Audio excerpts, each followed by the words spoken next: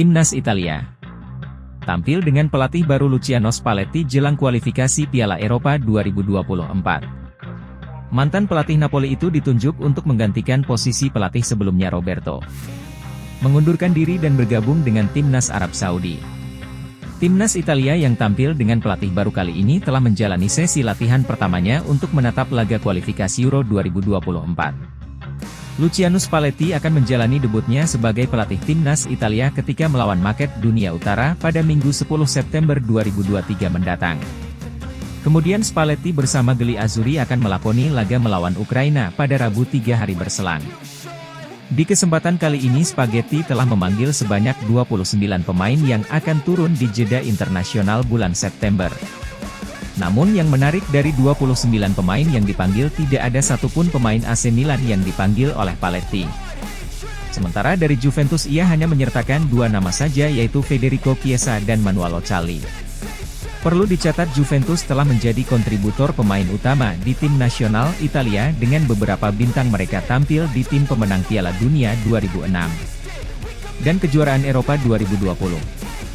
Namun di tim yang baru ini lebih banyak didominasi dari para pemain Inter Milan dengan 5 pemain. Kemudian Lazio dan Napoli dengan 4 pemain. Serta AS Roma dengan 3 pemain. Keberadaan Spalletti di Timnas Italia menjadi sebuah era baru setelah sebelumnya ditangani oleh Roberto Mancini sejak 2018. Ketika gagal lolos ke Piala Dunia Rusia bersama Mancini sebelumnya Italia meraih juara Euro 2020.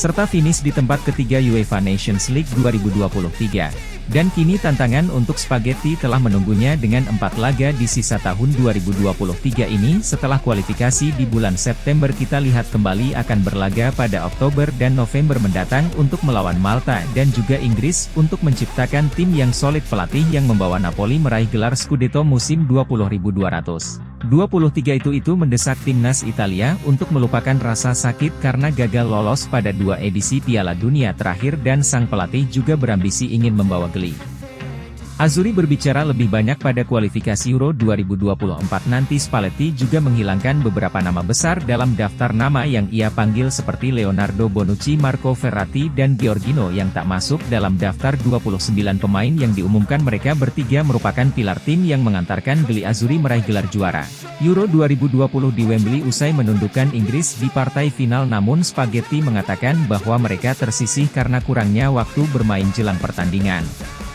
Melawan Makedonia, Luciano Spalletti telah menguji beberapa taktiknya untuk tim baru Italia dalam latihan dan mengisyaratkan ia akan tetap menggunakan formasi 4-3-3 menurut Sky Sport Italia. Spalletti telah menunjukkan beberapa perbedaan dari pendahulunya Roberto Mancini dengan tidak memberikan toleransi terhadap pemain yang mengundurkan diri dari latihan karena benturan kecil. Tak seperti kebanyakan lain yang dipanggil baru-baru ini, perlu dicatat bahwa ke-29 pemain yang dipanggil mengambil bagian dalam sesi latihan penuh sejauh ini. Meski hanya terlihat sekilas bisa si terbuka untuk media tanpa ada pemain AC Milan yang dipanggil, Spalletti terlihat tetap menggunakan formasi 4-3-3. Ia memiliki 2 set tim yang saling berhadapan dalam latihan keduanya dalam bentuk 4-3-3 dalam formasi itu. Laporan awal menyebutkan Gianluigi Donnarumma siapkan menjadi andalan di bawah Mister Gawang dengan Alex Meret sebagai kiper pelapis. Kemudian di lini belakang Giovanni Di Lorenzo dan Federico Di Marco akan mengisi posisi bek sayap dengan Nicolo Barella dan Sandro Tonali diharapkan mendapatkan peran di lini tengah. Matteo Politano dan Mattia Zakat ini diuji sebagai pemain sayap 39